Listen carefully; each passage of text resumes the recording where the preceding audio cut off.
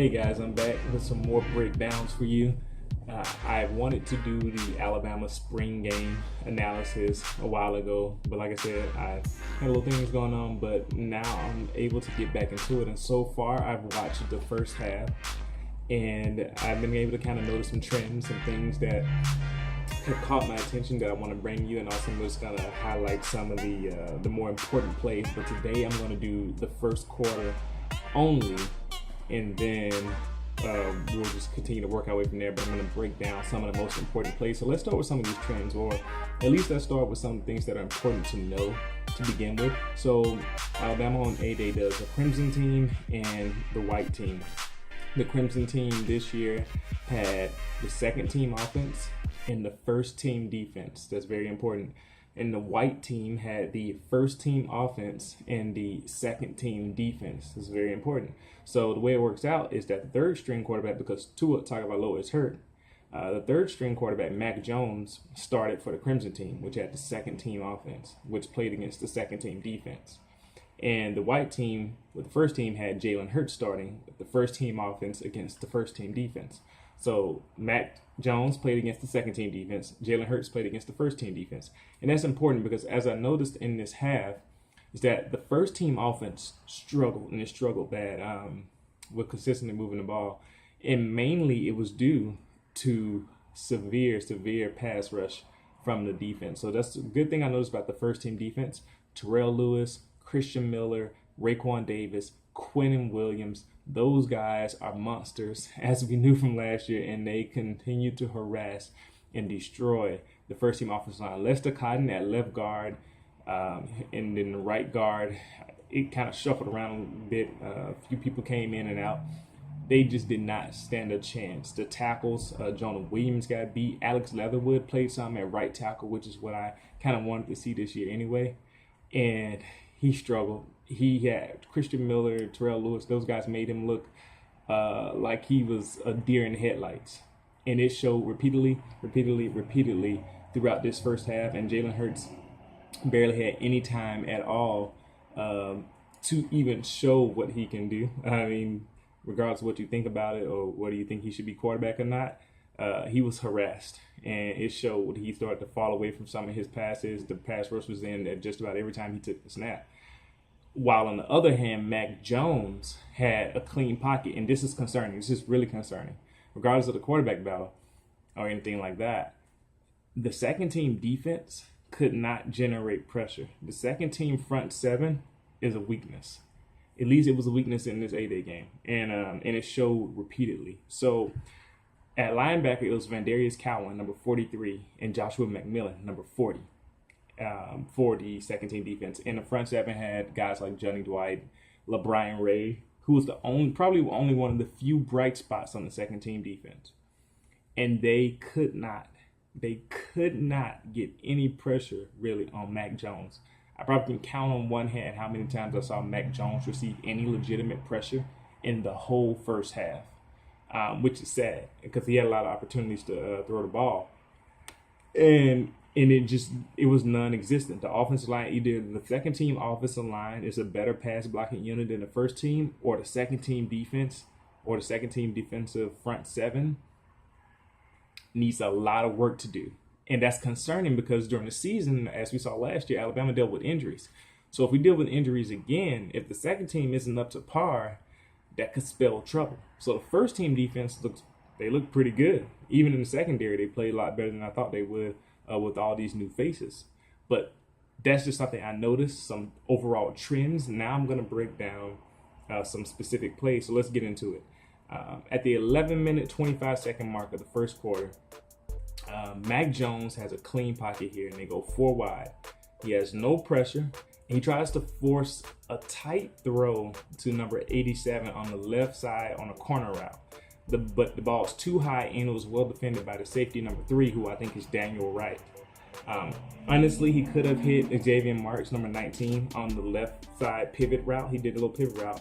And also, Chadarius Townsend, number 12, was coming open behind the zone on the deep crossing route. So he tried to force a pass. I think he kind of presets where he wants to go with the ball. And that's understandable as a young guy, and he kind of knows where he wants to get the ball to. Does a good job of knowing that. But when he locks in, he misses other things, which it happens with a lot of young quarterbacks. Moving on, we'll go down to the 9-minute, 36-second mark. I believe this is Jalen Hurts now with the white team. So we go 4 wide, one of those 4 wide being a tight end. It's a curl route for Devontae Smith on the right side. And it's a deeper post for Irv Smith, the tight end, up the seam. And then number 81, who's on the left side on a curl route. And then we have Henry Ruggs, who's on a crossing route across the field. Christian Miller beats Jonah Williams up the field easily with some great bend. So one of the things you hear about pass rushers is when they have good bend on their, their knees and their hips, and they're able to get underneath while they're doing the pass rush. He gets by Jonah Williams easily, which is a little concerning because if you notice in the national championship game, Jonah Williams struggled with pass protection there too, which before that point, Jonah Williams had been pretty solid his first 2 years. But then Isaiah Buggs also swam past Lester Cotton and Ross Pierschbaker, who's at center now. So number 71, Ross Pierschbaker, is also at center. He swam past both of them while Terrell Lewis and Raekwon Davis on a stunt both corralled Jalen Hurts in the pocket and forced a quicker throw. So he had nowhere to go. The pressure was on him quickly. So Jalen Hurts tried to hit Henry Ruggs on a crossing route, which was the best option at that point.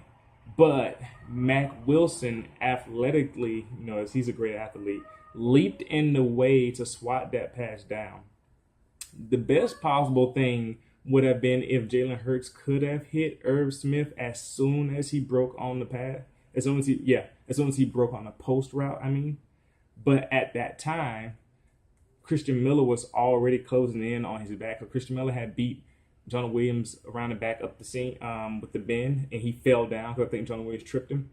But then as he was getting back up, he was already on Jalen Hurts' back. And it was just a hard play to finish. By that time, Jalen was already looking elsewhere. So it makes it very difficult. I repeat, very difficult to get where you need to go on these type of plays. But that's just that was the starting point of what I mean. When I told you those trends I saw, this play is almost indicative of what's happening in this play. So at the 8-minute, 50-second mark, you have Mac Jones is back on the ball here. Mac Jones is in the shotgun, and the running back is set right. They got 3 wide receivers and 1 H-back, which is for a tight end. They do play action, and here it is. It's an excellent pocket. An excellent pocket for Mac Jones here. And it's too easy. He has nobody in his face. Nobody's giving him pressure. He hits the H-back, number 44, which I think is Kendrick James, up the seam, wide open with no one around him. The linebacker and the safety were nowhere to be seen. So it was made very easy for him to make this completion and get it up the field. One thing, so that play within itself just kind of lets you know what type of day he was having up to this point. But one thing I did notice is that, so a lot of people are asking, what does it be like with Mike Locksley as a coordinator? Well, he definitely seems to know how to ride the hot hand, because in the same series a little bit later, they did 5 straight runs, 5 straight running plays to ultimately get into the did they get into the end zone here? I believe they may have. Yeah, they got into the end zone. They went all the way down the field and got to the end zone. So Mike Locksley definitely knows how to ride the hot hand and doing running plays, because at this point, the defensive front 7 for the second team, they're just getting pushback, which is very uncharacteristic of an Alabama defense. So that within itself, that was where I say I'm starting to see some of these concerns here. So I think it's from the 8-minute 20-second mark all the way down to the 5-minute 59-second mark. They did 5 straight runs. You don't see Alabama getting run on 5 straight times. Now moving on, going down to a 4-minute 42-second mark. I believe here we have Jalen Hurts back with the white team offense. We got play action, and we're doing a vertical concept. So we're sending all receivers down the field for Jalen Hurts. Number 81 and Devontae Smith go deeper. I believe 81 is Derek Keith. And it looks like a single high coverage because I only see 10 defenders who were in the shot on the screen at the time. The 11th had to be the deep safety. And this is important because I thought Jalen Hurts had an opportunity to pull the trigger on Devontae Smith on the right side, but I think the safety may have come into play. But even so, I would have liked to see Jalen push that ball to Devontae Smith anyway, leading it toward the right sideline, because it seemed like that's where their play was starting to develop anyway. So what happens though in the play is that Jalen Hurts steps up in the pocket, so that's a good thing. But then he starts to kind of scramble to his right a little bit, which I kind of wanted to see him hesitate on that a little bit more. I know that's been one of the criticisms. He kind of moves to the right. Isaiah Buggs, though, before he can even really get over there, trips him up for the sack.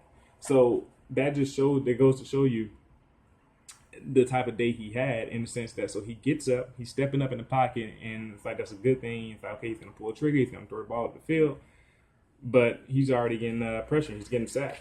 So it was kind of a weird first half. So we're going to move down a little bit to the 31-second mark of the first quarter. Jalen Hurts here again. He was looking for a deeper shot, but the defense played it well. So he was actually looking for the deep ball here. And so he's trying to show the coaches, he's trying to show the staff, he's trying to do it with the team, like, hey, I can take the deep shots too. I especially I wasn't sure about Savion Smith yet. A lot of people were high on him before he got to the team. I'm never high on a player before they get to the team. I always have to see how they play first. I especially like how Savion Smith, he was playing the boundary corner position. His press on the left side wide receiver, it was really good. He did a good job pressing the receiver and kind of throwing off the route. Simultaneously, the pocket was starting to collapse up the middle and on the right side, with Terrell Lewis and Raekwon Davis both slipping free. But Jalen Hurts wisely sidesteps the two, and he's able to fling it to Damian Harris on a check down. I'm not mad at that play at all. When you got Terrell Lewis and Raekwon Davis barreling at you and you don't have any time, get it to your check down, don't take the sack. I chalk that up as a win. All right, so hopefully after seeing this analysis of the first quarter, you were able to see the trends that I saw regarding the first team offensive line and the second team defense. The left guard and the right guard need to develop some more consistency in order to protect Jalen. I also would like to see Jalen also take advantage of the fact that if we know that the pressure is going to come in that way, being able to stand in there and hit some throws, which can be very hard and understandable when you got some of these first team defensive linemen like Raekwon Davis and Terrell Lewis barreling down on you. That can be very difficult.